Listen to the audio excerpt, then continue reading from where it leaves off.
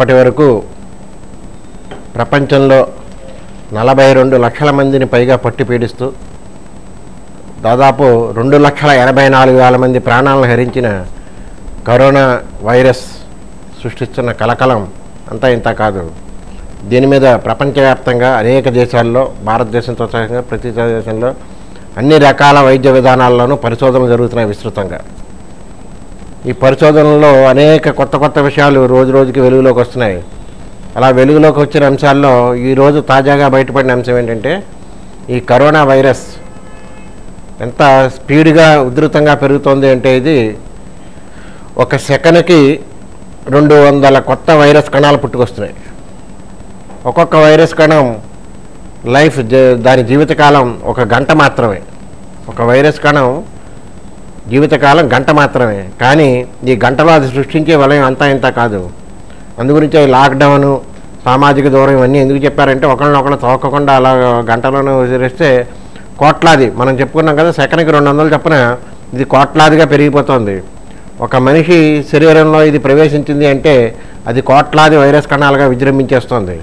ఈ కోట్లాది వైరస్ కణాలుగా విజృంభించకుండా ఉండాలి అంటే ఒకరికొకరికి సోకకుండా చూసుకోవడమే ముఖ్యం అని గమనించారు. అందుగురించే సామాజిక దూరం పాటించండి, లాక్డౌన్లు చేయండి, క్వారంటైన్లు చెప్పండి, లేకపోతే ఇంకో కంటైన్మెంట్ ఏరియాలనండి, రెడ్ జోన్లు, గ్రీన్ జోన్లనండి. ఇవన్నీ ఎందుకు చేస్తున్నారు ప్రపంచవ్యాప్తంగా అంటే ఇందుకోసమే. ఇది ఇంత స్పీడ్గా సెకన్కి 200 చొప్పున పెరుగుతుంది అనేది ఇప్పటివరకు తెలియని సత్యం. ఈరోజే తెలుసుకున్న సత్యం. అయితే ఈ సెకన్కి 200 చొప్పున చేస్తున్నా ఇది చాలా స్పీడ్గా ఉధృతంగా పెరుగుతున్నా సరే కూడా దీనిలో ఉన్న లక్షణం ఏంటంటే, మరొక ప్రాణిని, మళ్ళీ ఒక్కో జీవిని, జంతువుని కానీ మనిషిని కానీ పట్టుకుంటే తప్ప దానికి బతుకు లేదు.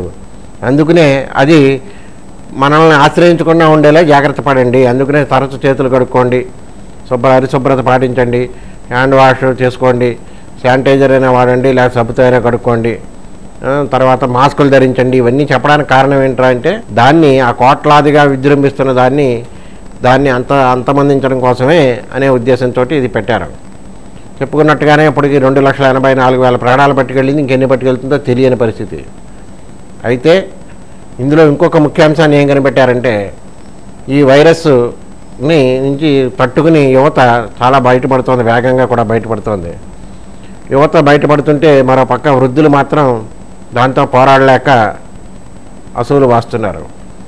అందుచేత పరిశోధకులు చెప్పిన ఒక కొత్త అంశం ఏంటంటే, యువత మాదిరిగానే మీరు కూడా మీ శరీరం పోరాడలేకుండా పోవచ్చు, సహకరించకపోవచ్చు, కానీ ఒకే ఒక్క దీన్ని పాటించండి.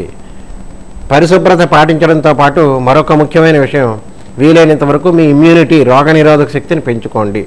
ఆ రోగనిరోధక శక్తిని పెంపొందించుకోవడానికి కావాల్సిన అన్ని రకాల పనులు చేయండి. మీకు ఏ విధమైన సౌకర్యం ఉంటే, ఏ సౌలభ్యం ఉంటే, మీకు పడుతుంటే ఆ పనులు చేయండి.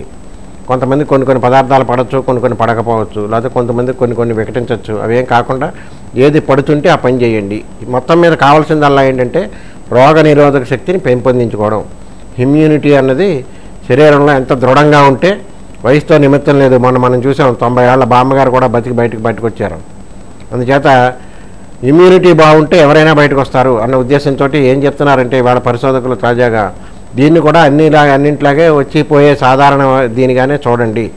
వచ్చిపోయే వైరస్లు అనేకమైన ఉంటాయి. కామన్ ఫ్లూ ఉంటుంది, లేకపోతే ఇంకో స్వైన్ ఫ్లూ కూడా ఇలాగే వచ్చిపోయింది. దీనికి విరుగుడు 2 విషయాలు చెప్తున్నారు. ఒకటి, వైరస్కి సీజన్ అయినా అయిపోవాలి, లేదా ఈలోగా వ్యాక్సిన్ అయినా పుట్టుకురావాలి. ఈ వ్యాక్సిన్ అయినా పుట్టుకురావాలంటే వ్యాక్సిన్ కోసం అనేక మంది ప్రయోగాలు చేస్తున్నారని రోజు మనం చెప్పుకుంటున్నాం. దాని ఫాలోఅప్లు కూడా చెప్పుకుంటున్నాం. రకరకాలుగా జరుగుతున్నాయి. ఒక 7 చోట్ల దానికి సంబంధించిన ఫలితాలు కూడా వచ్చాయి. జంతువుల మీద అయ్యి ఇప్పుడు మనుషుల మీద ప్రయోగిస్తున్నారు, వాలంటీర్లు ముందుకు వచ్చారు. ఇవన్నీ మనం చూస్తున్నాం, చెప్పుకుంటున్నాం, అన్నీ చేస్తున్నాం. ఇప్పుడల్లా కావాల్సింది ఇంకో కొత్తది కూడా ఏంటంటే, ఒకవేళ వ్యాక్సిన్, చాలా వైరస్లకు వ్యాక్సిన్లే రాకపోయాయి, వ్యాక్సిన్లు లేవు అని చెప్తున్నారు. కాబట్టి యాంటీబాడీస్ని చొప్పించే రకాల అదో రకమైన థెరపీతోటి అదో వైద్యం చేయడం. అంటే వైరస్కి వ్యాక్సినే రావక్కర్లేదు, యాంటీబాడీస్ని కూడా చొప్పించి ఆపించవచ్చు. ఇలాంటివి రకరకాలన్నీ జరుగుతున్నాయి. ఇవన్నీ జరుగుతున్నా సరే కూడా ముఖ్యంగా వృద్ధులకి ఇచ్చే సలహా ఏంటంటే, పరిశోధకులు ఇవాళ తాజాగా ఇచ్చిన సలహా, ప్రపంచవ్యాప్తంగా అన్ని ప్రాంతాల పరిశోధకులు చెప్తున్నది ఏంటంటే, వైద్యశాస్త్ర పరిశోధకులు ఇమ్యూనిటీ పెంచుకోండి. రెండో, దీన్ని వచ్చిపోయే వైరస్ లాగే చూడండి. అంతే తప్ప దీన్ని చూసి భయపడకండి. భయపడితే ఇమ్యూనిటీ తగ్గుతుంది. ఆందోళన, భయం, కంగారు ఇవన్నీ కూడా ఆ ఇమ్యూనిటీని తగ్గిస్తాయి. అందుచేత స్ట్రెస్లెస్గా లైఫ్ని గడపడానికి ప్రయత్నించండి అని చెప్పి వృద్ధులకి ఒక గొప్ప సలహా ఇస్తున్నారు.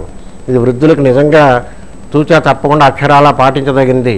అలా వృద్ధులు అలాంటి ఏమేమి ఆలోచన విధానం, మైండ్ సెట్ ఎలా ఉండాలో అన్న దాని మీద మనం ఇవాళ మాట్లాడుకుందాం. ఎందుకంటే ఇది గొప్ప ఇవాళ వెలుగులోకి వచ్చిన ఆవిష్కరించిన సత్యం పరిశోధకులు. దాని గురించి ఇవాళ మాట్లాడుకుంటే బాగుంటుందని. ఎందుకంటే మనకి ఏ అంశమైనా సరే వెలుగులోకి రాగానే దాని మీదే మనం డిస్కస్ చేస్తున్నాం. సందర్భోచితంగా చేయడం అనేది కూడా ఒక అలవాటుగా మనం గత 50 రోజులుగా సాగిస్తున్నాం. అందుచేత ఇవాళ దాని మీద చర్చించుకుందాం. ఇది విషయం. మళ్ళీ మళ్ళీ చెప్తున్నది ఏంటంటే పరిశోధకులు, శాస్త్రజ్ఞులు, వైద్య నిపుణులు చెప్తున్న విషయం, దీని నుంచి జాగ్రత్త తీసుకోండి, ఇమ్యూనిటీ పెంచుకోండి తప్ప అనవసర భయాందోళనకి గురి కాకండి. ఇది వారు చెబుతున్నది. దీన్ని మనలోకి గమనంలోకి తీసుకుని మనం మన పెద్దలు, ఎందుకంటే పెద్దలు ఆరోగ్యంగా ఉంటేనే ఆ వ్యవస్థ బాగుంటుంది. పెద్దలను గౌరవించే వ్యవస్థల్లో భారతదేశం ఒకటి, పెద్దల్ని పూజించే వ్యవస్థల్లో భారతదేశం ఒకటి, పెద్దల్ని ఆ సంస్కృతిని వారసత్వాన్ని అందిపుచ్చుకునే వ్యవస్థల్లో భారతదేశం ఒకటి. సో అందుచేత ఒకటి కాదు, ప్రధానంగా మందే అని చెప్పుకోవడానికి కూడా మనం వెనకాడక్కర్లేదు. అందుచేత ఆ స్ఫూర్తిని వారి నుంచి కావాలనుకుంటే వారి అవసరం కూడా మనకు ఎంతో ఉంది కనుక వారు కాలం చెల్లిన వారిగా భావించకుండా కాలంని మనకి దారి చూపించగలిగిన వారు, క్రాంతదర్శులుగా వారిని మనం గుర్తిద్దాం. క్రాంతదర్శులుగా వారి అవసరాన్ని, వారి గైడెన్స్ని, వారి మార్గదర్శకత్వాన్ని, వారి నిర్దేశకత్వాన్ని మనకు అవసరం అని చెప్పి భావించి ఆ విధంగా చేద్దాం. అందుచేత ఈరోజు కార్యక్రమాన్ని వారికి డెడికేట్ చేస్తూ ఆ విషయం మీద మనం మాట్లాడుకుందాం. ఇక మరొక విషయానికి వస్తే వైరస్లకు సంబంధించిన విషయాన్ని మనం చెప్పుకున్నాం, దాని క్రమాన్ని నేను. ఇక విషయానికి వస్తే ఇవాళ అందరికిలాగే తిరుమలేశ్వరికి కూడా అనేక కష్టాలు వస్తున్నాయి ఈ కరోనా కారణంగా. గత 50 రోజులుగా అక్కడ దర్శనాలు నిలిచిపోయాయి. మార్చి నుంచి దర్శనాలు ఎప్పుడైతే నిలిచిపోయాయో ఆదాయం కూడా పోయింది. ఈ 50 రోజుల్లో ఆదాయం లేకపోయినా 300 కోట్ల రూపాయలు జీతభత్యాల రూపంలో వేతనాలు, లేకపోతే ఇంకో పింఛన్లు, మరోటి రెగ్యులర్ మెయింటెనెన్స్లు వీటి కోసం ఖర్చు పెట్టారు. అయితే తిరుమలేశ్వరికి ఆదాయం అన్నది కొరత అయినా ఆయనకున్న సంపదకి లోటు లేదు. 14,000 కోట్ల రూపాయల డిపాజిట్స్ ఉన్నాయి, ఫిక్స్డ్ డిపాజిట్స్ ఉన్నాయి తిరుమలేశ్వరికి. అంతేకాదు 8,000 టన్నుల, ఆయనకి 8,000 కేజీలకు 8 టన్నుల బంగారు నిల్వలు ఉన్నాయి ఆయనకి. సో ఇవన్నీ చూసుకుంటే ఆయనకి సంపదకి కొరత లేదు. కానీ వాళ్ళ కరెన్సీ కొరత వచ్చింది. అంటే అక్కడ నగదు లభ్యత లేదు. ఇప్పుడు అక్కడ తిరుమలలో కూడా నగదు లభ్యత లేక అందుచేత ప్రతి నెల ఇదివరకు అయితే ప్రతిరోజు మనకు తెలుసు కదా, సాధారణ రోజుల్లో 80,000కి తక్కువ ఎప్పుడు ఉండరు అక్కడ దర్శనానికి వచ్చే భక్తులు. వీకెండ్స్లో 1,00,000 దాటుతూ ఉంటారు. కొన్ని సందర్భాల్లో 1,50,000 వరకు కూడా పెడుతున్నారు. అంటే 80,000 నుంచి 1,50,000 మంది రోజు నిత్యం దర్శించే భక్తులు ఉండే ప్రాంతంలో 50 రోజుల నుంచి ఎటువంటి కార్యకలాపాలు లేవు, దర్శనాలు లేవు. మళ్ళీ ఎప్పటి వరకు తెరుస్తారో తెలియదు. ఇది ఒక రకంగా చూస్తే తిరుపతిలో సంవత్సరానికి 2,400 రూపాయల వరకు, సంవత్సరం 2,500 రూపాయలు, 2,500 కోట్ల వరకు అక్కడ ఖర్చు ఉంది. అంటే రెగ్యులర్ మెయింటెనెన్స్ అవరండి, వేతనాలు అవరండి, జీతభత్యాలు ఇవన్నీ రెగ్యులర్గా. సో అందుచేత ఏం చేయాలి అనే దాని మీద వాళ్ళు ఆలోచనలు చేస్తున్నారు. అయితే అక్కడ నగదు కొరత తప్ప ఇతరత్ర కొరత ఏం లేదు భగవంతుడికి, తిరుమలేశుడికి. అందుచేత ఈ అడ్డీల్ని నిల్వలు, డిపాజిట్ల జోలికి, బంగారు నిల్వల జోలికి వెళ్లకుండా ఎలా దాన్ని అధిగమించాలా అన్న విషయంలో వారు కసరత్తులు చేస్తున్నారు. నెల ఆదాయం చూసుకుంటే యావరేజ్ని 200 నుంచి 225 కోట్ల వరకు యావరేజ్ని అక్కడ తిరుమలేశ్వర ఆదాయం ఉంది. ఇప్పుడు ఈ 400 కోట్ల రూపాయల ఆదాయం లేకపోవడం వల్ల ఈ కరెన్సీ కొరత వచ్చింది. దాన్ని అధిగమించడం కోసం వారు ప్రయత్నాలు చేస్తున్నారు. ఇక కర్నూలు విషయానికి వస్తే, కర్నూలు మన 575 కేసులతో మన రాష్ట్రంలోనే చాలా అగ్రస్థానంలో, సగానికి సగం కేసులు కర్నూలులోనే కనబడుతున్నాయి. కాబట్టి కేంద్ర బృందం వచ్చినప్పుడు కర్నూలు మీదే కాన్సన్ట్రేట్ చేసి ఇవాళ కర్నూలులో ఈరోజు కర్నూలులో అక్కడ పరిశీలనలు అవన్నీ చేసిన తర్వాత సమీక్ష నిర్వహించారు. ఉన్నత స్థాయి సమీక్ష నిర్వహించి కేంద్ర బృందం ఆంధ్రప్రదేశ్లో కరోనా నియంత్రణకు తీసుకుంటున్న చర్యలన్నీ బేసిక్గానే, చక్కగానే బాగా చేస్తున్నారు. కానీ కర్నూలులో ఊహకందని రీతిలో పెరిగిపోతున్నాయి. కాబట్టి మన వ్యూహాన్ని మార్చండి, నియంత్రణ వ్యూహాన్ని మార్చండి అని ఒక సలహా ఇచ్చారు. ఆ విధమైన వ్యూహ రచనలో ఇప్పుడు జిల్లా యంత్రాంగం, రాష్ట్ర యంత్రాంగం నిమగ్నమైంది. ఇది ఒక విషయం. ఇక మనం చెప్పుకున్నాం కదా, అన్ని చోట్ల పెరిగిపోతున్నట్టుగానే యూకేలో వాళ్ళు హెర్డ్ కమ్యూనిటీ థియరీని పాటించి అలా దాని ద్వారా కంట్రోల్ చేద్దాం అనుకున్నారు. కానీ అది కంట్రోల్ అవ్వలేదు సరి కదా. యూకేలో ఇవాళ పరిస్థితి చూస్తే యూకేలో 2,20,000 కేసులకు వెళ్ళింది. అలాగే మరణాల రేటు కూడా అక్కడ బాగా ఎక్కువగా ఉంది, 32,000 మరణాలు ఉన్నాయి. అంటే కరస్పాండింగ్గా చూసుకుంటే 15% మించి అక్కడ మరణాల రేటు ఉంది యూకేలో. సో ఈ విధమైన పరిస్థితుల్లో వాళ్ళు చూశారు ఇది లాభం లేదు అని మనం ప్రపంచ దారే పట్టాలని UK England prime minister Boris Johnson గారు తీసుకున్న నిర్ణయం ఏంటంటే జూన్ 1వ తేదీ వరకు లాక్డౌన్ను మనం కంపల్సరీగా ఇంప్లిమెంట్ చేయాలి అనే ఒక నిర్ణయాన్ని తాజాగా వారు ప్రకటించారు. ఇప్పటివరకు వాళ్ళు లాక్డౌన్ మీద అంతగా కాన్సన్ట్రేట్ చేయకుండా ఫ్రీగా వదిలేశారు. చూశారు హర్డ్ కమ్యూనిటీతో ఫలితాలు వస్తాయనుకుని అవి ఏమి రావట్లేదని తెలిసేటప్పటికీ దీనికి లాక్డౌనే ఉత్తమం, పక్కన ఉన్న దేశాలన్నీ ఎలా లాక్డౌన్ వల్ల లాభం చెందుతున్నాయని చెప్పి గమనించి వారు లాక్డౌన్ నిర్ణయానికి వచ్చారు. అది ఒకటి. ఇక మనం ఇందాక వారు ఇచ్చిన సలహా ప్రకారం అని మనం అనుకున్నాం కదా, ఈ యాంటీబాడీస్ థియరీకి వాటికి కూడా అనుమతులు వచ్చాయని. ఇప్పుడు తాజాగా 4 రకాల ఆయుర్వేద ఉత్పత్తులు కరోనా వైరస్ని నియంత్రించడానికి 4 రకాల ఆయుర్వేద ఉత్పత్తుల మీద ట్రయల్స్ వేయడానికి ఈ మనం మొన్న చెప్పుకున్నట్టు CSIR అంటే centre for scientific and industrial research CSIR కేంద్ర శాస్త్రీయ పారిశ్రామిక పరిశోధనా మండలి అన్నది ఆ CSIR ఒక ఎపెక్ బాడీ మన దేశంలో. ఆ ఎపెక్ బాడీ ఇవాళ ఆయుష్లో కూడా 4 రకాల మందులకి క్లినికల్ ట్రయల్స్ కోసం అనుమతి ఇచ్చింది. ఇది కూడా ఒక శుభ పరిణామం. దానివల్ల ఎటువంటి సైడ్ ఎఫెక్ట్స్ ఉండని మందులు వెలుగులోకి వచ్చే అవకాశం ఉంది. ఎందుకంటే మనం భారతదేశం పాటిస్తున్న ఈ ఇమ్యూనిటీ పెంచే పదార్థాలన్నింటినీ కూడా ఇవాళ ప్రపంచం అంతా ఆదర్శంగా తీసుకుని అవి తీసుకుని ఆఖరికి చైనాలో కూడా భారతదేశంలో పాటించి తేనె తర్వాత ఈ కషాయాలు, వేడి టీ తాగడం, వేడి నీళ్ళు గార్లింగ్ చేయడం, తర్వాత గార్లిక్ లాంటి పదార్థాలు, అల్లం, పసుపు ఇవన్నీ తినడం, ఇవన్నీ మొదలుపెట్టారు ప్రపంచం అంతా ఇవాళ ఎక్కువగా. అంటే మనకెప్పుడు నిత్యం అలవాటు ఉండేది, అందుగురించే భారతీయులకి తక్కువగా వస్తుంది అన్నది కూడా తేల్చారు. సో అందుచేత అలాంటి ప్రయోగాలన్నీ కూడా జరుగుతున్నాయి. ఇవన్నీ ఒక ఎత్తు అయితే ఇంకొక బాధాకరమైన విషయం ఏంటంటే ఇన్నాళ్ళు దాదాపు 45 రోజుల పాటు హైదరాబాద్లో కరోనా వైద్యులకు సేవలు అందించిన భువనేశ్వర్కి అంటే ఒరిస్సాకి చెందిన డాక్టర్ ఆవిడ రాఖీ సింగ్ గారు, ఆవిడ 4 సేవలు అందించి స్వగ్రామం భువనేశ్వర్ దగ్గర గొండార్పూర్ వాళ్ళది. ఆ గొండార్పూర్ కారులో భర్త, తను 2 పిల్లలతోటి బయలుదేరి వెడితే ఆ గొండార్పూర్ గ్రామానికి అన్ని అనుమతులతోని పత్రాలతోనే వెళ్ళారు. కానీ గ్రామస్తులు వాళ్ళని ఎలవ్ చేయలేదు. రాత్రికి వెళ్ళారు. నేను రాత్రికి ఎలవ్ చేయకపోతే రాత్రి తెల్లవారులు కారులోనే గడపాల్సి వచ్చింది. కారులో గడిపిన తర్వాత తెల్లారేక కూడా సర్పంచ్ సైతంగా ఎవరు వారు గోడు పట్టించుకోకపోతే తిరిగి వాళ్ళు ఎటు పాలిపోయిన స్థితిలో ఇవాళ ముందుకు వెళ్ళలేక వెనక్కి వెళ్ళలేక పోలీస్ కంప్లైంట్ ఇస్తే పోలీసులు కూడా మేము ఏం చేయలేము అనే పరిస్థితులు. ఎందుకంటే అన్ని అనుమతి పత్రాలు ఏంటంటే వాళ్ళు ఏం చెప్తున్నారంటే గ్రామస్తులు, గొండార్పూర్ గ్రామస్తులు కరోనా ఉంటుందేమో అని భయంతో మా ఊళ్ళో ఇప్పటివరకు లేదు, ఒకవేళ వస్తుందేమో అని భయంతో ఆపేసాం తప్ప మాకు వేరే ఏం కాదంటున్నారు. ఆ విధంగా వారి స్వగ్రామానికి అన్ని అనుమతి పత్రాలు, అన్ని క్లియరెన్సులు, అంటే కరోనా లేదు, పాజిటివ్ లేదు అనే క్లియరెన్సులతోటి వెళ్ళినా సరే కూడా వారికి ప్రవేశం లభించలేదు.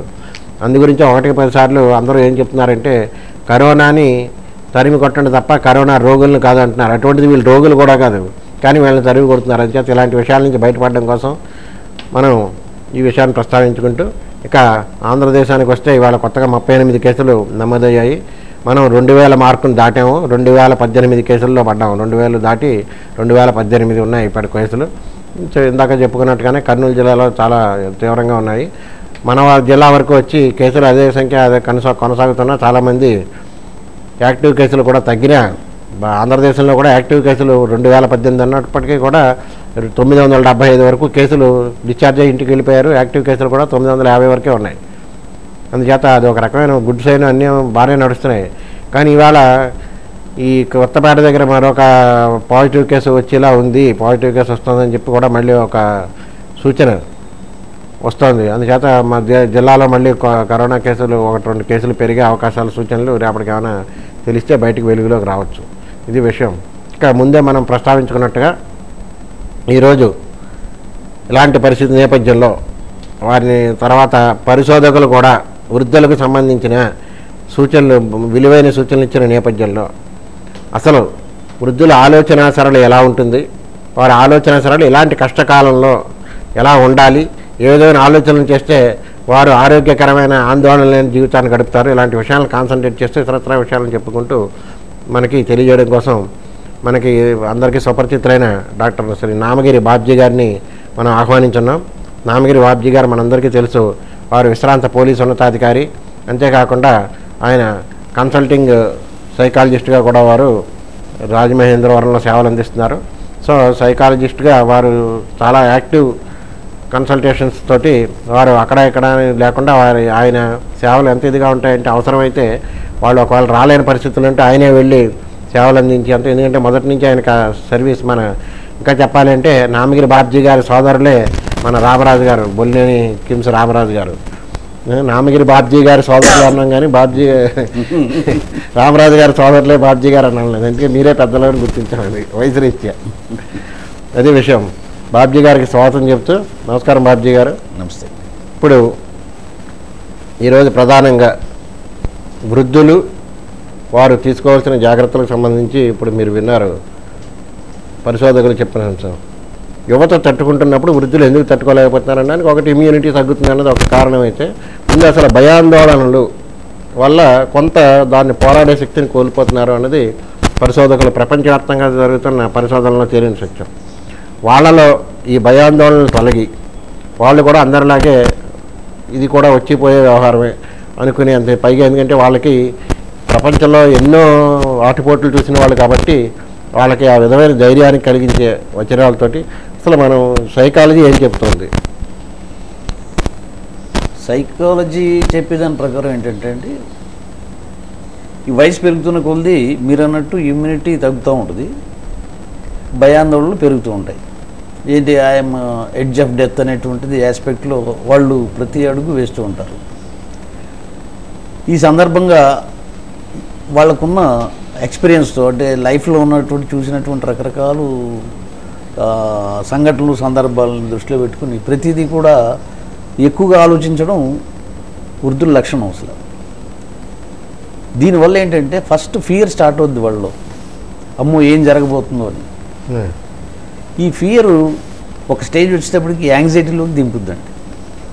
ఈ యాంగ్జైటీ ఎప్పుడైతే వచ్చిందో ఈ ఆందోళనలో వాళ్ళు ఆలోచించే విధానాల్లో పరిపరి విధాలుగా నెగిటివ్గా తీసుకోవడం ఎక్కువ అవుతుందండి. ఇది వృద్ధుల్లో నెగిటివ్గా ఎక్కువ తీసుకోవడం మనం చూస్తూ ఉంటాం.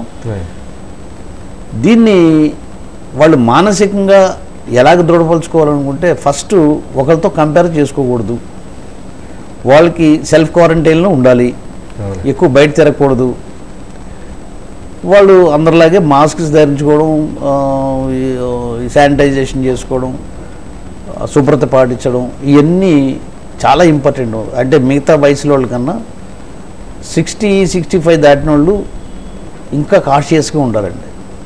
వాళ్ళు they have to avoid non vegetarian, only వెజిటేరియన్నే ఈజీ డైజెస్టబుల్ తీసుకోవాలి ఫుడ్. తర్వాత ఈ ఎక్కువ ప్రపంచంలో ఏం జరుగుతున్నాయి, వాళ్ళు చనిపోతున్నారు వీళ్ళు చనిపోతున్నారు ఈయన ఇన్ఫర్మేషన్ తీసుకునే దానికన్నా తన మనసుని ఎలా అదుపులో పెట్టుకోవాలి అనేటువంటి దాని గురించి ఆలోచిస్తూ ఆ మనసుని అదుపులో పెట్టుకునే విధానాన్ని కానీ వాళ్ళు ఒడిచి పట్టుకోగలిగితే వాళ్ళు they can live for a long time. అసలు డౌట్ లేదు అందులో. విత్ క్వాలిటీ లైఫ్, టైంకి భోజనం చేయడం, టైంకి నిద్రపోవడం, టైంకి ఏదో ఇంట్లో ఉన్న ఎంటర్టైన్మెంట్కి దానికి అట్రాక్ట్ అవ్వడం, ఇలా చేస్తూ ఉండాలి. నెగిటివ్ ఆస్పెక్ట్స్కి దూరంగా ఉండేలాగా వాళ్ళు ఎప్పుడు కూడా వాళ్ళు జీవించాలి. రెండోది ఆధ్యాత్మికంగా మంచి మంచి విషయాలు తెలుసుకోవడం, ఇంకా వాళ్ళు తెలియని విషయాలు పిల్లలకు చెప్పడం, ఈ రకంగా చేసుకుంటే సమాజానికి వాళ్ళు ఉపయోగపడతారు, వాళ్ళ జీవితాన్ని పెంచుకోవడానికి అవకాశం ఉంటుంది. ఎప్పుడు కూడా they should travel towards pleasure, not to travel towards pressure. ఆ సిద్ధాంతాన్ని వాళ్ళు చాలా గొప్ప మాట చెప్పారు. ప్లెజర్ వైపు ప్రయాణం చేయాలి తప్ప ప్రెజర్ వైపు ప్రయాణం చేయకూడదు. అంటే ఒత్తిడితో ఉండడం కంటే కూడా ఆనందంతో ఉండడానికి ఎక్కువ సమయాన్ని వాళ్ళు ఆ దారిని వెతుక్కోవాలి. ఆ దారి వాళ్ళ దారి ఎప్పుడు కూడా ఒత్తిడి దారి కాకూడదు, ఆనందం దారి ఉండాలి, ఆనంద మాటలో ఉండాలి. ప్రతి వ్యక్తి చనిపోయేదాకా ఆనందంగా ఉండాలి, ఆనందంగా ఉంటూనే చనిపోవాలనేటువంటి ఆశయంతోనే ఉండాలండి, జీవించాలి. ఏది 65 దాటిన దగ్గర నుంచి గీతాతత్వాన్ని మీరు చెప్పినట్టు గీతాతత్వాన్ని అలవర్చుకుంటే చాలా ఈ ఆల్రెడీ ఇదివరకు పెద్దలు పూజ్యులు అందరూ చెప్పినాయే మనం సింహాలోకం చేసుకుని దాన్ని ఎలాగ నడుచుకుంటే చాలు, అంతే. ఇప్పుడు పూర్వం మన ఇంట్లోకి వస్తే అరే కాళ్ళు కట్టుకుని రారా అంటాం, భోజనానికి వచ్చేటప్పుడు కాళ్ళు చేతులు కట్టుకుని భోజనానికి రంటారంటాం. అంటే దాని అర్థం ఏంటి? శుభ్రతగా రమ్మని. ఇప్పుడు లేటెస్ట్ ఏంటంటే చెప్పులతోనే డైరెక్ట్గా భోజనం దగ్గరికి వచ్చేయడం, చేతులు కట్టుకోకపోవడం. ఏమంటే ఐ నో ఎవ్రీథింగ్, మీలాంటి రోజులు కాదు, ఇట్ ఈస్ లేటెస్ట్ అనేసి. అంటే ఈ సివిలైజేషన్ పేరు మీద మనం పురోగమన బదులు తిరోగమనం వైపు ప్రయాణం చేస్తున్నామండి. ఇది అశుభ్రత వైపు. అశుభ్రత ఏంటి? అన్ని ఆస్పెక్ట్స్లో కూడా.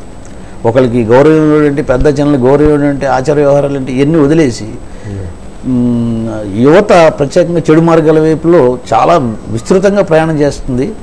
అయితే వాళ్ళకున్న ఇమ్యూనిటీ ఉంది కాబట్టి వాళ్ళు ఎఫెక్ట్ తక్కువ అవుతున్నారు. దీనివల్ల దీని ఇంపాక్ట్ వృద్ధుల మీద పడిపోతుందండి. అయ్యో మేము ఇలా ఉన్నాం, వీళ్ళు ఎలా తయారయ్యారు ఏంటి, ఈ మానసిక సంఘర్షణలో వాళ్ళు ఆలోచించుకోవాల్సినటువంటి విషయాలు మర్చిపోయి వీళ్ళని ఎలా బాగు చేయాలనే ఈ దృష్టితోనే వీళ్ళు మానసికంగా కృంగిపోతున్నారు. ఇది సమాజంలో జరుగుతుంది. ఇప్పుడు మీరు చెప్పినట్టు అది అలా పట్టించుకోవడం మానేయాలంటే గీతాతత్వంలో చెప్పిన ఒకే మాట, బీ డిటాచ్డ్. ఇక్కడ సోషల్ డిస్టెన్సింగ్ ఎలాగో అలాగే కుటుంబం పట్ల కూడా సైకలాజికల్గా, మెంటల్గా, మానసికంగా డిస్టెన్సింగ్ మెయింటైన్ చేయాలి. ఇప్పుడు ఎవరి జీవితం గురించి వాళ్ళు అడుగులు వేసుకుంటూ ఉండేటువంటి రోజులు వచ్చినాయి. నా జీవితం ఎలాగెళ్ళాలి, పిల్లలు ఎలాగున్నారో దాని గురించి తక్కువ పట్టించుకోవాలండి. అంటే ఈ చెవిని విని ఈ చెవిని వదిలేలాగా ఉండాలి. అదే పనిగా పట్టుకుని రాత్రంతా ఆలోచించుకుని పగలు వచ్చేటప్పటికి అయితే బీపీ పెరిగిపోవడం, దీనివల్ల షుగర్ పెరిగిపోవడం, దీనివల్ల రకరకాలైనటువంటి తలకాయ బాధ, హ్యాంగ్ ఓవర్లు ఇటువంటి రావడం, నిద్ర లేకపోవడం వల్ల ఇవన్నీ దీనికి ఎఫెక్ట్ అవ్వడం వల్ల అంటే కొత్త రోగాలన్నీ వీళ్ళకి వస్తూ ఉంటాయి దీని ఎఫెక్ట్. అయితే ఇన్ అడిషన్ టు దట్ ఇప్పుడు కరోనా వచ్చింది. కరోనా వచ్చాక మన దృష్టి అంతా కరోనా మీద ఉంటుంది, శత్రువు మీద ఎప్పుడు దృష్టి ఉండాలండి. శత్రువుని జయించాలి అనేటువంటి ఆశయంతోనే మనం ఉంటేనే మనం జయించగలం. దీన్నే సైకాలజీలో దీని మీద చాలా రీసెర్చ్ జరిగింది. ఒత్తిడిని ఎలాగ అధిగమించాలి, ఒత్తిడి అంటే మనకు శత్రువుతో సమానం, అంటే కంపారేటివ్గా ఈ శత్రువుని ఎలా జయించాలంటే we should fight right from womb to tomb. అంటే ఫీటస్గా కడుపులో ఉన్న దగ్గర నుంచి చచ్చిపోయి బరీలు అయ్యేదాకా కూడా ఆ ఒత్తిడితో మనం పోరాడుతూనే ఉండాలి నిరంతరం. ఏ రోజు పోరాటం ఆపేమో వీ విల్ డై. ఒత్తిడి మన మీద ఎక్కేస్తుంది. వీ విల్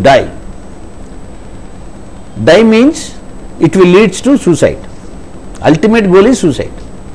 దీని మీదే ఫైట్ ఆర్ ఫ్లైట్ సిండ్రోమ్ అనేటువంటిది 1970s రీసెర్చ్ చేశారు.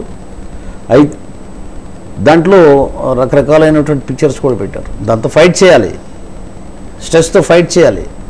ఈ ఫైట్ చేయకపోతే you should flight. Here flight means we should die. నువ్వు ఎక్కడికి ఫ్లైట్ మీన్స్ గాల్లో ఎగిరిపోదామన్నా నీ వెనకాలే ఒత్తిడి వస్తుంది, భూమి మీద ఉన్నా నీ వెనకాలే ఒత్తిడి వస్తుంది. నువ్వు పాతాళలోకన పోయినా, నువ్వు అంతర్జాలంకి వెళ్ళిపోయినా సరే నీ ఒత్తిడి వస్తూనే ఉంటుంది. సో నువ్వు ఎక్కడికి వెళ్ళినా సరే నీ యొక్క ఆ ఒత్తిడి నేను వెంటాడుతూనే ఉంటుంది, నువ్వు చచ్చిపోయేదాకా వెంటాడుతూనే ఉంటుంది. అందువల్ల మనం తిరిగి దాని మీద ఫైట్ చేసినంతకాలం మనకి ఏమీ అవుతుంది. ఈ ఒత్తిడిని మనం అదుపులో పెట్టుకోవాలి. ఒత్తిడిని తగ్గించుకునే మార్గాలు ఏమిటి? వాళ్ళకున్న అలవాట్లు, వాళ్ళకి ఏది ఇష్టమైతే దాని పట్ల శ్రద్ధ చూపించడం, ఇలాంటి విషయాల్ని మీరు చెప్తే. ఇది పెద్దవాళ్ళు ఏంటంటే ఇటువంటి ఒత్తిడి వచ్చినప్పుడు ప్రశాంతంగా కొంచెం అందరి మధ్యలో కూర్చొని మనం ఆలోచించిన దానికన్నా చక్కగా గదిలో కూర్చొని ప్రశాంతంగా ఒక మెడిటేషన్ టైప్లో కళ్ళు మూసుకుని హ్యాపీగా మన బ్రీత్ని అబ్జర్వ్ చేస్తూ ఉంటే చాలండి. ఈ బ్రీత్ని ఎవరైతే అబ్జర్వ్ చేసుకోవడం అలవాటు చేసుకుంటారో వాళ్ళు ఆక్సిజనేషన్ పెరుగుతుందండి. ఆక్సిజనేషన్ ఆ బ్రీత్ కూడా లాంగ్ బ్రీత్ తీసుకోవాలండి. లాంగ్ బ్రీత్ తీసుకుని ఎక్కువసేపు బ్రీత్ తీసుకుని ఎక్కువగా మన బ్రీత్ తీసుకుని మామూలు బ్రీత్ కన్నా దీర్ఘశ్వాస దాన్ని నిలబెట్టడంలో ఉందండి. దాన్ని ఆపాలి. Hold the breath for a while. ప్రాణాయామంలో and you should release the breath very very very slowly. దానికి సైకాలజీలో 4 seconds take breath, inhale breath, 7 seconds you should withhold the breathe, and up to 8 seconds you should release your breathe. You should put idle for 3 seconds without breathe, and again you should take breathe for 4 seconds. 4, 7, 8, 3. This is the system.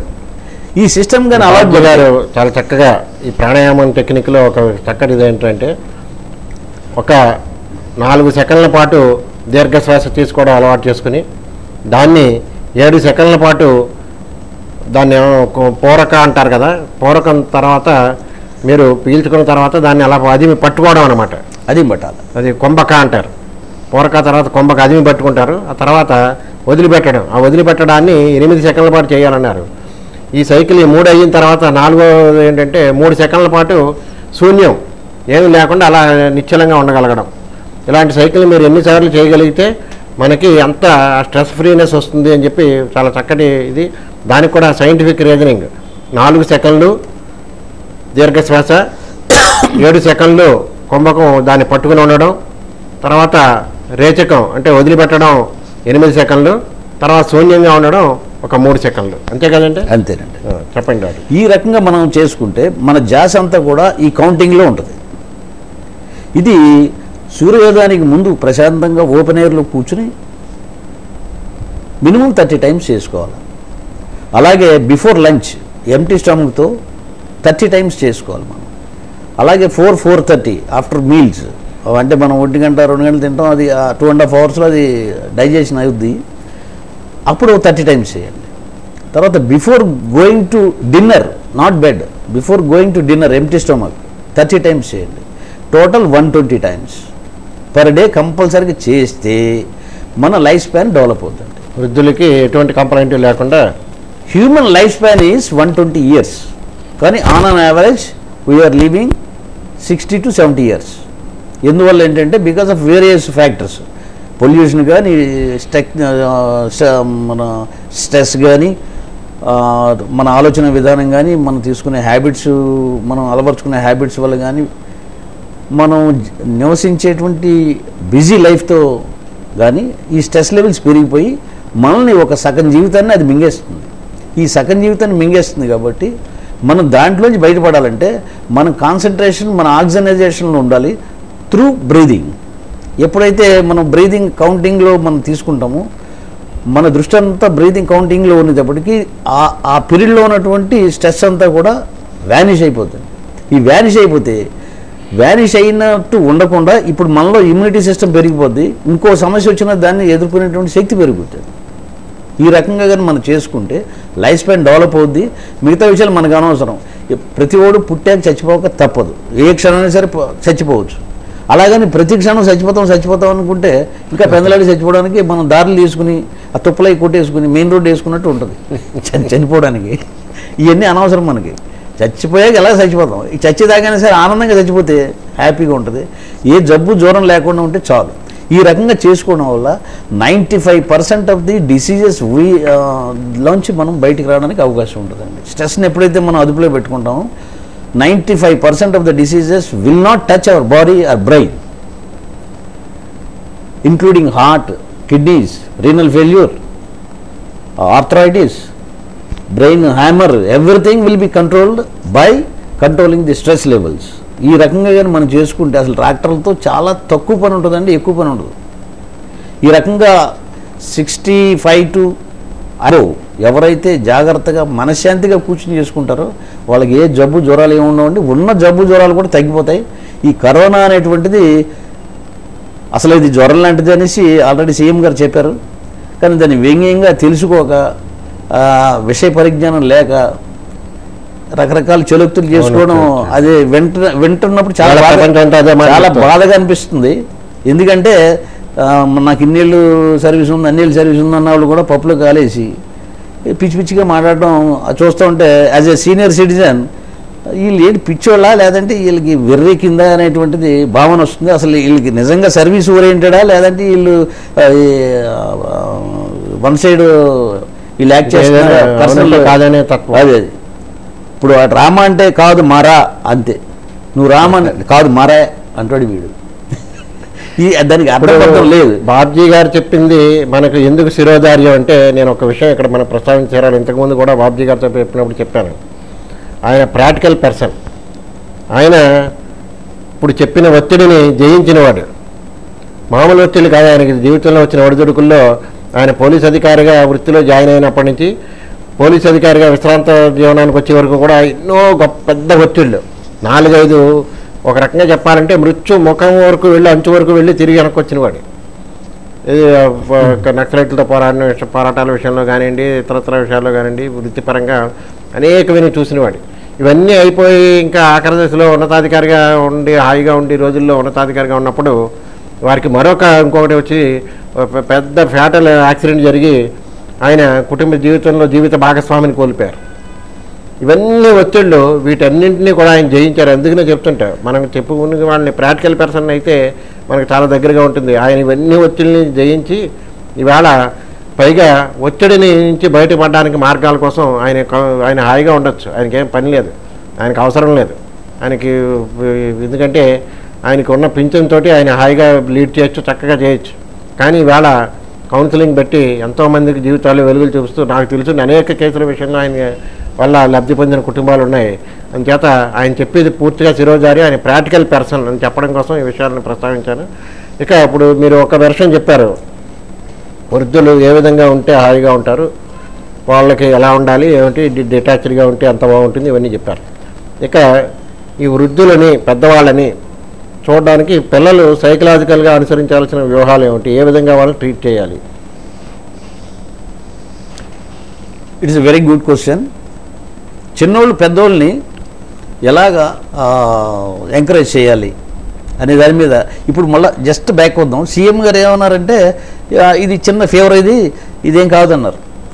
అంటే ఆయన ఉద్దేశం ఏంటంటే, ఒక మన జనరల్గా ఇళ్లలో కూడా జ్వరం వచ్చింది, కాళ్ళు మొక్కలు నొప్పి వచ్చింది, అదే చిన్నదానికి పెద్దది అయిపోతున్నాయంటరా అని మనం అలాగంటాం. కానీ అన్న కూడా తెలుసు కొంచెం అందులో ఇంటెన్సిటీ ఉందని.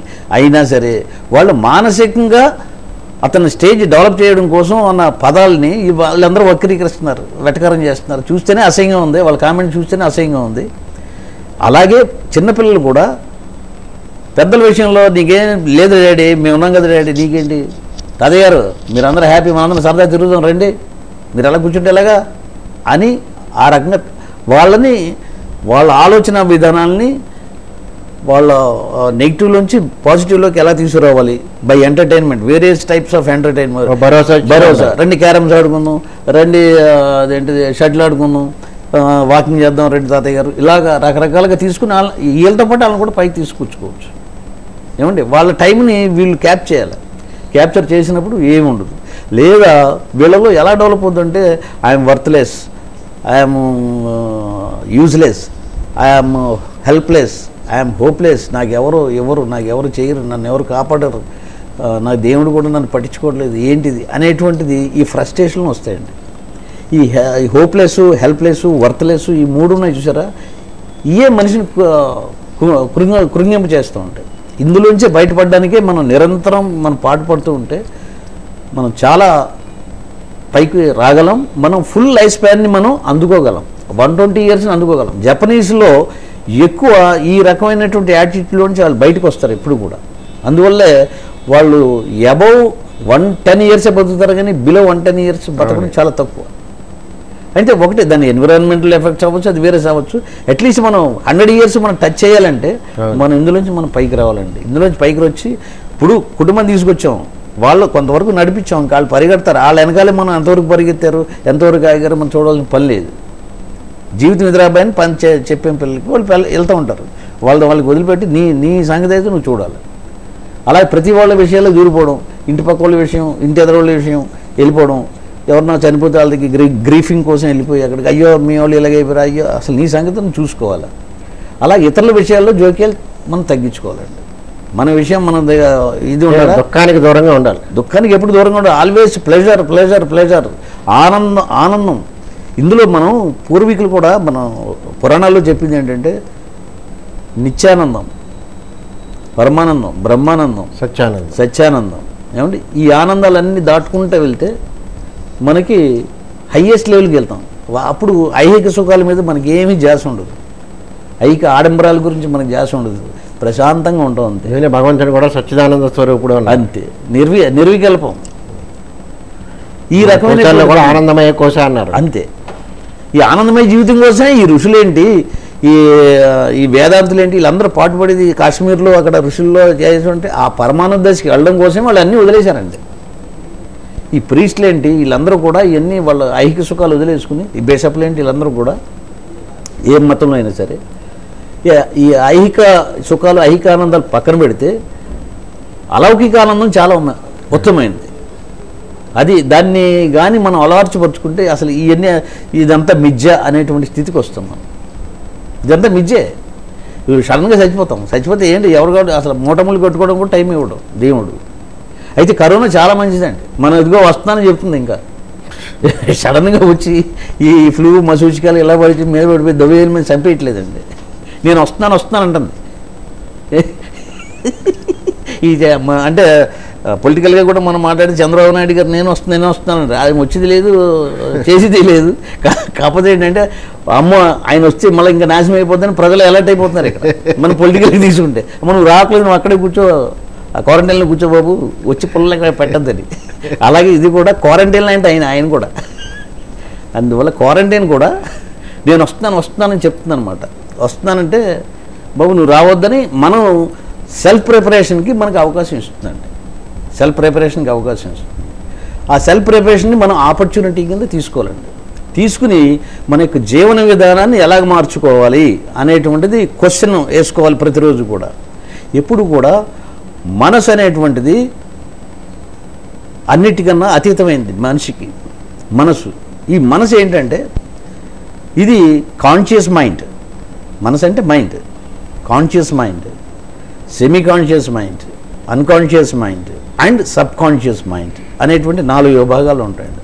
కాన్షియస్ మైండ్ మీన్స్ మనం ఉదయం లేచిన దగ్గర నుంచి రాత్రి పడుకుని పోయేదాకా కాన్షియస్ మైండ్ వర్క్ చేస్తూ ఉంటుంది మన మీద, మన మెదడు మీద, మన బాడీ మీద దానికి ఆధిపత్యం ఉంది. నిద్రలోకి వెళ్ళాక సెమీ కాన్షియస్ మైండ్ ఏంటంటే మనకు బాడీ గార్డ్ అండి, సెక్యూరిటీ బాడీ గార్డ్. అది ఎలా చెప్తామంటే సపోజ్ మనం గాఢ నిద్రలో ఉన్నప్పుడు ఒక ఏగ ఎలా ముసిరింది అనుకోండి, ఇలా కొట్టుకుంటాం. ఒక దోమ ఇలా తిరిగితే ఇలా కొట్టుకుంటాం. అంటే అసంకల్పిత ప్రతీకార చర్య. అది చేసేది ఎవరంటే సెమీ కాన్షియస్ మైండ్. అంటే నైట్కి వాడి డ్యూటీ అనమాట, సెక్యూరిటీ గార్డ్. అది అన్కాన్షియస్ మైండ్ అంటే వాడు కోమలోకి వెళ్ళిపోతాడు. అంటే మైండ్కి బ్రెయిన్కి డీలింగ్ అయిపోతుందండి. అయిపోతే ఈ బ్రెయిన్కి ఇన్స్ట్రక్షన్ చెప్పేటువంటి పైన ఇన్స్ట్రక్టర్ లేక వాడు సైలెన్స్గా కూరుకుంటాడు. బ్రెయిన్ ఎప్పుడైతే సైలెన్స్ కూర్చుంటుందో బాడీ కూడా సైలెన్స్గా వీడి పని చేస్తూ ఉంటుంది, దాని పని చేస్తూ ఉంటుంది. ఫ్యాక్టరీ నడుస్తూ ఉంటుంది కానీ ఎవరికెవరికి సంబంధాలు లేవు. That is the comma stage. As is varies. మనం స్టాక్ దీంట్లో మాట్లాడుకుంటే as is varies condition. Sub conscious mind it is a super conscious mind. అది సైకాలజీలో చెప్పింది ఏంటంటే అసలు అన్ని శక్తుల కన్నా అతీతమైన శక్తి ఏంటంటే సబ్ కాన్షియస్ మైండ్. దాన్నే మనం ఆధ్యాత్మికంగా తీసుకుంటే భగవంతుడు అని అనుకోవాలి. మనం ఏమి కాన్షియస్ మైండ్తో ఏమి సబ్ కాన్షియస్ మైండ్కి మనం చెప్పుకుంటామో అది మనల్ని అలా నడిపిస్తూ ఉంటుంది. తూచ తప్పకుండా అక్షరాల అదే పనికి అదే సెకండ్కి నడిపిస్తూ ఉంటుంది. సో మనం ఎప్పుడు కూడా సబ్ కాన్షియస్ మైండ్కి మనం చెప్పుకోవాల్సిన మంచి విషయాలు చెప్పాలి, చెడు విషయాలు చెప్పకూడదు. సబ్ కాన్షియస్ మైండ్కి there is no disparity of good or bad. అది ఏదైనా తీసేసుకుంటుంది. సో మన ఆలోచనలు కూడా ఏ మంచి ఆలోచనలోనే తీసుకుంటుంది. పెద్ద బ్యాగేజ్ సెంటర్. అది బ్యాగేజ్ సెంటర్. నువ్వు ఏది పోయి నేను తీసుకుంటా, నీకు ఎప్పుడు ఏ ఆలోచన కావచ్చు నీకు మళ్ళీ ఇస్తా అని చెప్తా ఉంటాను. అంటే ఉదాహరణకి మనం తెల్లవారుజాము 4 గంటలకు వెళ్ళాలి ట్రైన్కి, లేదంటే ఉదయం ఇంటర్వ్యూకి అందాం అని మనం ఆలోచించుకుంటూ పడుకుంటాం. అలారం కొట్టడానికి ఒక క్షణం ముందు అది లేపేస్తుంది మనం. అమ్మో అని చూసుకుని టైం చూసుకుంటే సరిగ్గా 4:30 అవుద్ది. It is a practical experience. అంటే మనం ఎవరికి చెప్తున్నాం? సబ్ కాన్షియస్ మైండ్కి చెప్తున్నాం.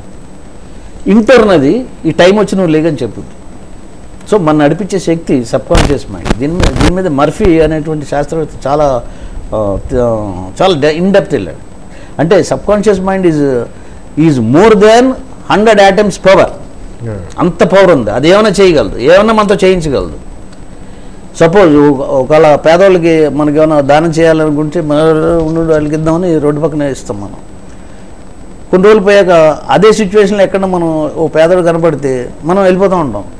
అగాగు నీకు పేదవాడు అంటే నువ్వు అభిమానం కదా, డబ్బులు తీ అంటే మళ్ళీ 2 అడుగులు వెనకేసి రే బాబు ఒకసారి ఇట్రామా ఆ జేబులో పెడతాం. ఇది కూడా మన ప్రాక్టికల్ ఎక్స్పీరియన్స్. సో మనకి ఇది అలాగే నెగిటివ్గా మనం ఆలోచించుకుంటే, సపోజ్ మన చెల్లెళ్ళను తమ్ముడినో ఎవరో వాళ్ళు ఎవరో కొట్టారనుకోండి, మనం వెళ్ళి ఈసారి కానీ పెంచపచ్చేసాలు వేస్తే చంపేస్తానంటాం ఒక రౌడీ ఎలిమెంట్ని. ఓహో నువ్వు అలా చేస్తావా అనేసి వాడు 10 మందిలో ఆ చెల్లిని పట్టుకునేదో కిస్ అయిపోయాడు ఇలా చేసాడు అనుకోండి, కోపంగా వెళ్ళి ఇంకా 4 జబ్బులేస్తాం. జబ్బులేస్తే అప్పుడు సబ్కాన్షియస్ మైండ్ ఏం చెప్తాడు, అప్పుడు చంపేస్తాను కదా, అది రాడ్ ఉంది, కొట్టే ఇమీడియట్ కొట్టే అంటే తక్కువ తీసి కొట్టేస్తాడు, నెత్తిపోతుంది. ఆడు పడిపోయాక రక్తం చూసా ఈడు అప్పుడు మామూలు కాన్షియస్లోకి వస్తాడు. కాన్షియస్ వచ్చి అబ్బాయి అసలు నేను అలా చంపేయాలని కొట్టలేదండి, మందలు దాన్ని కొట్టాను కానీ పెద్ద తెలిసిందని. ఇవన్నీ ప్రాక్టికల్ అండి. ఇది నెగిటివ్ అన్నమాట. అంటే మనం ఏది ఫీడ్ చేస్తే అదే మనకి ఇది సబ్ కాన్షియస్ మైండ్కి మనం ఏది ఫీడ్ చేస్తే ఫీడ్ చేయాలి. అందువల్ల ఎప్పుడు కూడా ఆల్వేస్ మనం మంచిదే ఫీడ్ చేస్తూ ఉండాలి. వీళ్ళకి మనం ఉపకారం చేయాలి, మనం ఇలాగ ఉండాలి అలాగ ఉండాలని మనం చేయాలి. సబ్ కాన్షియస్ మైండ్ ఎప్పుడు తీసుకుంటుందంటే ప్రశాంతమైన వాతావరణం ఉన్నప్పుడు అది క్యాచ్ చేస్తూ ఉంటుంది. అది ఎప్పుడంటే before going to the bed. ఇది బాగా ఆలోచించాలి. Before going to the bed ఆయన ఇలాగ చెయ్యాలి, మన లైఫ్ ఇలాగ ఉండాలి, మనం ఇలాగ ఉండాలి అనుకుని ఇలాగ చేస్తే అది క్యాచ్ చేసుకుని స్టోర్ చేసుకుంటుంది. ఆ టైము ఆ అవసరం ఆ ఇది వచ్చినప్పుడు దాని మీద పడిపోతుంది. మనల్ని అలా నడిపిస్తుంది. నువ్వు ఆ ట్రాక్లోకి వెళ్ళి ఈ ట్రాక్లో రాలి. మళ్ళీ కరోనాలోకి వద్దాం. ఈ కరోనా గురించి మనం నిరంతరం ఆలోచించి సబ్ కాన్షియస్ మైండ్కి చెప్పుకుంటూ ఉంటే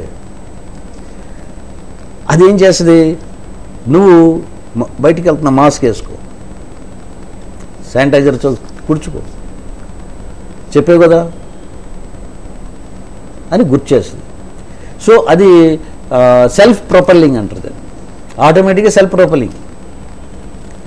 సో మన నడవడిక, మన జీవన విధానం ఎలా ఉండాలి అని మనం ఎప్పుడైతే ఫిక్స్ చేసుకుని దానికి ఒకసారికి 10 సార్లు చెప్తామో, అంటే ఇంకా సైంటిఫికల్గా ఇంకా డెప్త్కి వెళ్ళి మనం సైకలాజికల్గా చెప్పుకుంటే before going to the bed ఏ విషయమైనా సరే 21 టైమ్స్ ప్రశాంతమైన వాతావరణంలో సబ్ కాన్షియస్ మైండ్కి కానీ మనం ఫీడ్ చేయగలిగితే ఇలాగా 21 days కానీ మనం ఫీడ్ చేస్తే మనల్ని అలాగ నడిపించే శక్తి, మహాశక్తి subconscious mind. So 21 times 21 days before going to the bed in a peaceful state of mind మనం కాన్షియస్ మైండ్తో మనం ఫీడ్ చేయాలండి. చేస్తే డెఫినెట్ అది ఖచ్చితంగా మేలు మనకు జరుగుతుంది, శాస్త్రీయంగా ప్రూవ్ అయింది అని చెప్పి మన బాబ్జీ గారు చాలా చక్కగా అనేక విషయాలు ఇవాళ మనం ఈరోజే పరిశోధకుల నుంచి వృద్ధులకు సంబంధించిన ఈ సలహా రావడం, దాని మీద మనం బాబ్జీ గారిని పిలవడం, చెప్పడం, ఇవన్నీ చాలా గొప్ప విషయాలన్నీ ఆవిష్కరించారు.